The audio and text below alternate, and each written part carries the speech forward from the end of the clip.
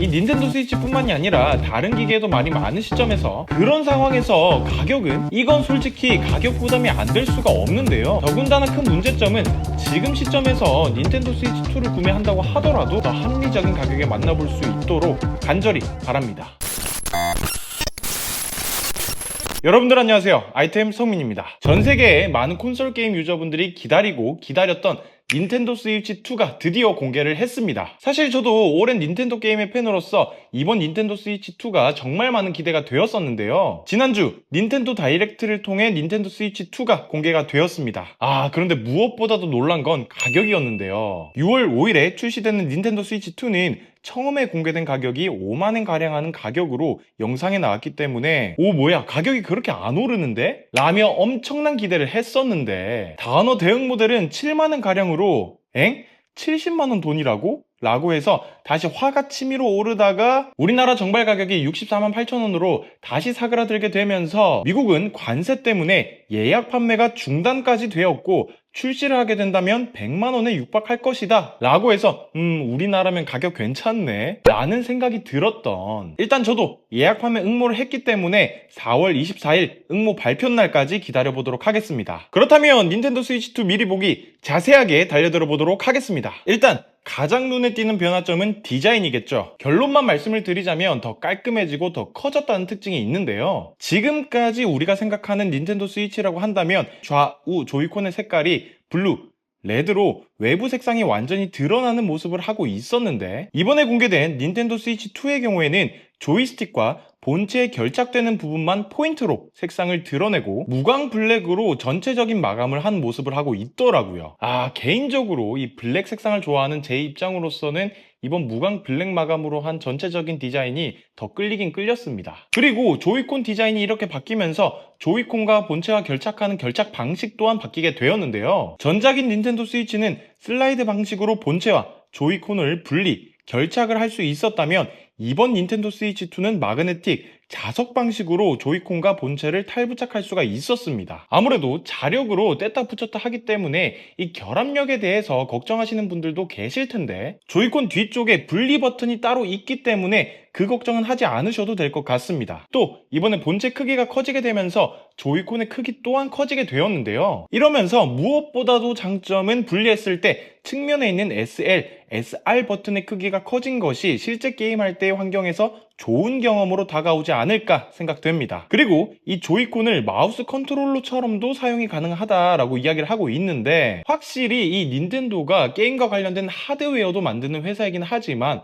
소프트웨어도 만드는 회사이기 때문에 실제로 우리가 마우스를 사용할 때처럼 조작을 잘 할 수 있게 직관적인 조작을 할 수 있게 했더라고요. 그래서 원작이 PC 게임인데 닌텐도 스위치로 확장되는 게임들 같은 경우에는 이 마우스 기능이 확 체감이 될 듯 합니다. 이 조이콘 뿐만이 아니라 우리가 게임 화면을 직접 들여다보는 본체 화면도 빼놓고 이야기할 수가 없겠죠. 이 게임 할 때의 화면이 저는 어느 정도 기대가 되는 게 기존 닌텐도 스위치 1과 비교해서 6.2인치에서 7.9인치로 엄청나게 늘어났습니다. 이런 휴대용 기기일수록 1인치 1인치 늘어나는 게 엄청 많이 체감이 되는데 정말 많이 늘어났다라고 이야기를 할 수가 있겠죠. 또 화면이 늘어나게 되면서 해상도 또한 늘어나게 되었는데요. 휴대 모드 기준으로는 해상도 720p에서 1080p로 늘어나게 되었고 지원되는 게임에 한해서 120Hz 화면, HDR, 프레임 레이트를 줄여 보이게 하는 VRR까지도 지원이 된다라고 이야기를 하더라고요. TV와 연결했을 때는 4K 화질까지 지원을 해서 더 선명한 화질로 게임을 할 수 있지 않나 라는 생각이 듭니다. 단 4K일 때는 60Hz로 주사율이 떨어진다라는 거.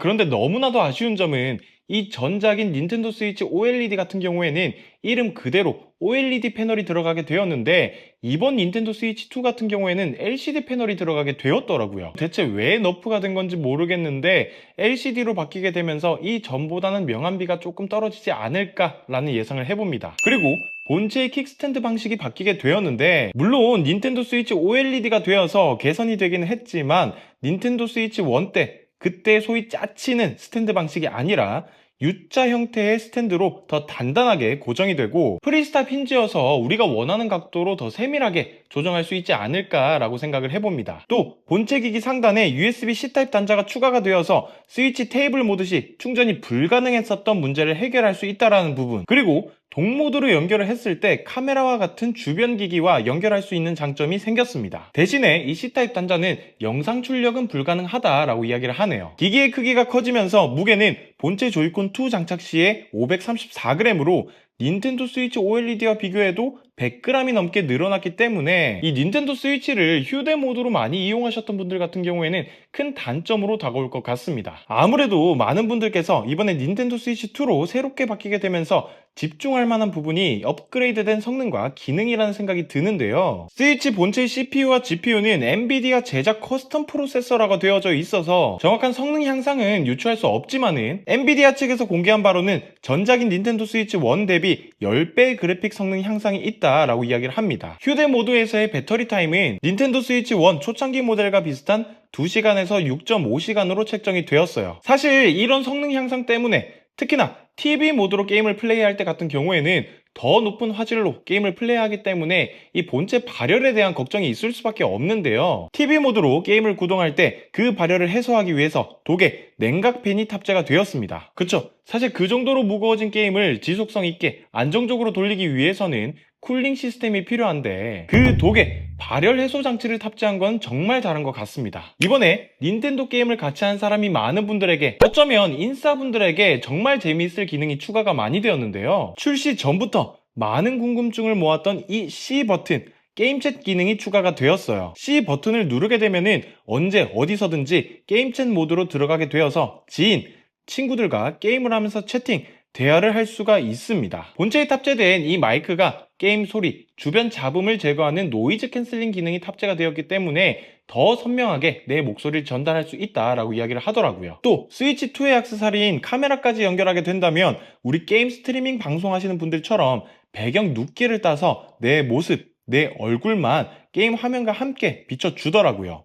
그런데 저 같은 경우에는 닌텐도 스위치 게임을 하는 친구가 주변에 많이 없어서 이 게임챗 기능을 많이 활용하게 될지는 잘 모르겠네요. 이 게임챗뿐만이 아니라 인싸분들을 위한 기능이 하나가 더 있는데, 나눔 통신이라는 기능을 통해서 내 지인 및 친구에게 게임 소프트웨어를 공유하고 같이 게임을 즐길 수가 있습니다. 로컬 통신 또는 인터넷으로 나눔 통신을 할 수가 있는데요. 로컬 통신을 통해서는 닌텐도 스위치 1으로도 소프트웨어를 받을 수 있다라는 것이 큰 특징입니다. 기본적으로 닌텐도 스위치 2는 게임을 나눔, 받기 모두 가능하고, 닌텐도 스위치 1으로는 나눔을 할 수는 없지만 받기는 가능합니다. 인터넷을 통해서는 게임챗에 참가 중인 사람들과 나눔 통신이 가능한데, 이때는 닌텐도 스위치 1으로 나눔, 받기 모두 불가능하다라는 아쉬운 점이 있었습니다. 다음은 버추얼 게임 카드라고 해서 우리가 게임 카트리지를 구매한 경우에는 게임을 우리가 원하는 게임기에 꽂아서 사용할 수도 있잖아요. 그리고 그 게임을 하길 원하는 지인에게 카트리지만 빌려주면 된다라는 장점이 있었는데, 게임을 소프트웨어로 다운받은 경우에는 그럴 수 없다라는 점이 큰 단점이었었죠. 그런 부분을 어느 정도 개선시켜주는 기능이라고 생각하시면 됩니다. 버추얼 게임 카드의 메뉴를 열면 구입한 소프트웨어가